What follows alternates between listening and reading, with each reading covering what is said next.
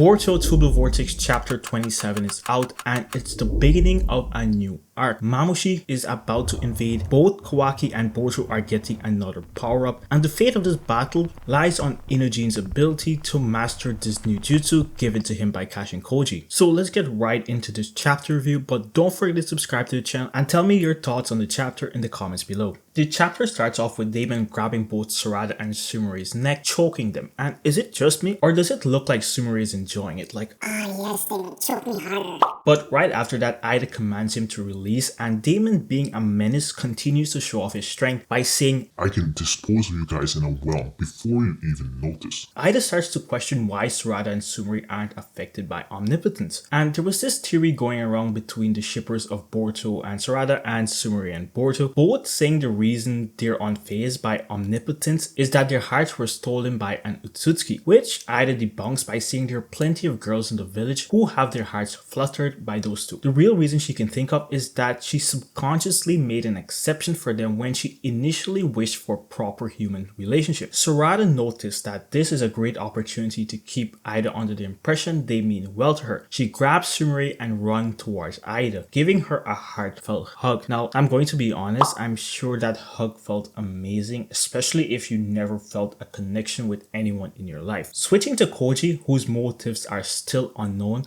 continues to spoil the future for us. He informs INOJIN, who in the last chapter swore to protect Himawari, about Mamushi. He has the ability to split apart, not like shadow clones. The biggest difference is that all the parts are the real body. His chakra isn't split equally between them. They can all access the same chakra reserve, so there is no decline in his physical ability or strength. But he does have a weakness. The more replica he creates, the more stupid he gets. Also, his pain tolerance drops. With the drop in intelligence, his tactical abilities drop, meaning he becomes more generic with nothing tactical about his movements or attacks. So for them to defeat him, they need to get him to multiply so he can start acting like a fool. Another key weakness is his eyes. If both are destroyed, the body loses the ability to split, but his ability comes with a reverse gear. Say the number of replica declines because we defeat them, his intelligence will start to increase back to the original. Koji advised that a good number of replicas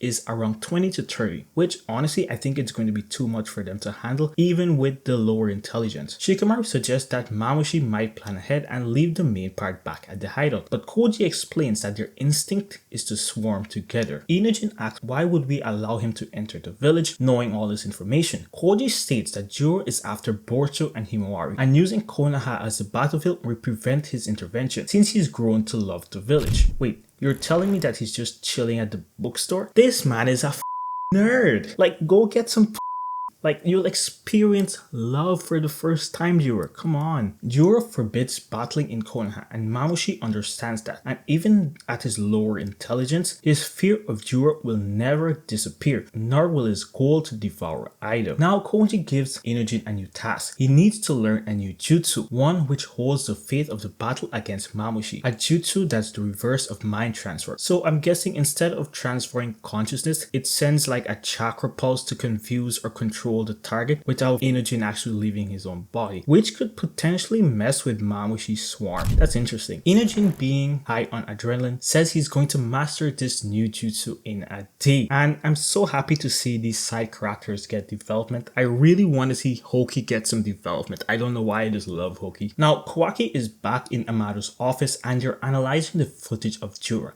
And Amado confirmed that this is the divine tree itself. Not only does the tree function as a weapon, it functions as an indestructible shield. Kawaki continues to push Amado for answers, asking if there's any weakness, but Amado reluctantly says he might as well be immortal already, which doesn't satisfy Kawaki. He feels that Jura is killable as he sensed it in his battle with him, and he needs to get stronger. Majority of Amado's appearance in Boruto, we always saw him as the man in control. But of recently, Kawaki found a way to get his way with him. Kawaki is exploiting Amado's desire to revive his daughter. In other words, he's blackmailing him, saying, I'm not going to grant your wish until I've whittled my enemy down to their roots. Now, I have no idea how much stronger Kawaki can get. Like, what next? He's gonna get a staff magically? Like, come on. So tell me, what do you think Kawaki's next power-up might actually be? Back in the interrogation room, Konohamaru is getting drilled. Pause. To be honest, this interrogator is ugly as fuck, and I would lie just to stop seeing his ugly ass face, but Konoha admits that the time Boruto was detained, he resented him, but now his feeling has changed. He feels that there are some inconsistencies with Boruto's image as a traitor. The interrogator noticed that in the situation Konoha was in, it won't cause someone to say such thing about someone, noticing that he doesn't have the nature of a mole. Suddenly, Shikamaru contacts Konohamaru, telling him that he and Mitsuki are the one who let Boruto escape on their own agenda, asking him to join them.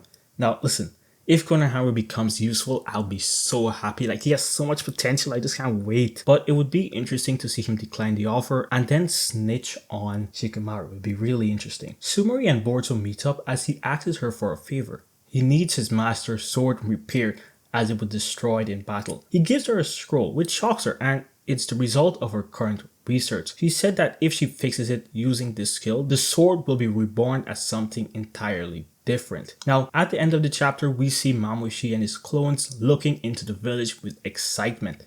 Okay, so that's it for the chapter. It's a really nice one as it sets up a few new points for the new arc. And to be honest, I can't wait to see Mamushi in action, Sumire getting some screen time, and INOJIN possibly being the savior in the upcoming arc.